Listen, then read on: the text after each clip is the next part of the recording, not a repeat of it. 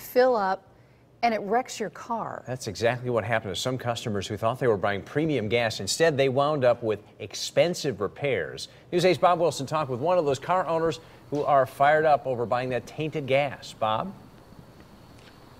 They are really fired up. You're talking about ethanol or corn in the gas, and it does not play well with water. Well, at one gas station in Hartford, they think water somehow leaked into the tank. They're still investigating that, but it mixed in with that corn with the gas, and it made this that went into people's cars. This is what the mechanic took right out of your car right here. This is the gas. That's correct. It looks almost white. Yeah, it looks like dirty water. What are you thinking right now?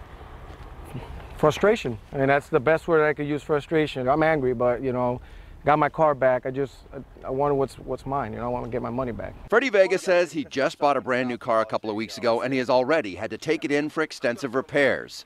That's because of bad gasoline. He filled up here at the Speedy Food Mart in Hartford, and a couple of minutes later, his car started lurching and then died. It cost how much total? $998, not including the rental and the gas for the rental. There are at least 8 people who have bought the bad gasoline and had problems. We talked to the owner, and while he didn't want to go on camera, he said he would reimburse drivers for their repairs. My car is new, it still has warranty. I just want it to be back to normal, and I want to get what I lost. So if you do get bad gas in your car or contaminated gas, how do you get it out? We went to Lyons Automotive in West Hartford, talked to a mechanic about just how extensive the process is to get the car back on the road. You're going to have to totally pull all that fuel out of that tank. You're going to have to disconnect fuel lines from the tank all the way up to the engine. Julio says it doesn't happen very often, but when it does, it can really mess up the engine. You could easily go $500 to $1,500 very easily, very quickly, depending on the vehicle. Now what you're looking at is where they fill up the tanks that are underground. And I talked with Rob, the station owner, and he says he believes that either melted snow or rain was able to get inside underneath one of these and into the tank. He says on Monday they're going to be bringing in some mechanics and some people to look at the tanks to see if they can figure out exactly how this happened.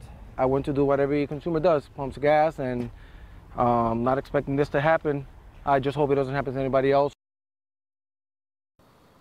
And the owner said he'd make good on it, so we're going to hold him to that. But there's also another side of the story. The owner of the gas station says he's had dozens of people coming into his stations claiming they got bad gas, trying to rip him off. Some people didn't even know the correct grade. It was premium. They say they had the lower grade gas. Some people said they got the gas a couple of weeks earlier, a couple of days earlier. They couldn't name a date. So he is really holding people to the receipts to make sure they have proof they bought gas on the correct day, the correct grade, and then he's also making sure that they get the repairs done and bring those receipts in. So a lot going on with this bad gas. I'm Bob Wilson reporting live in Hartford, News 8.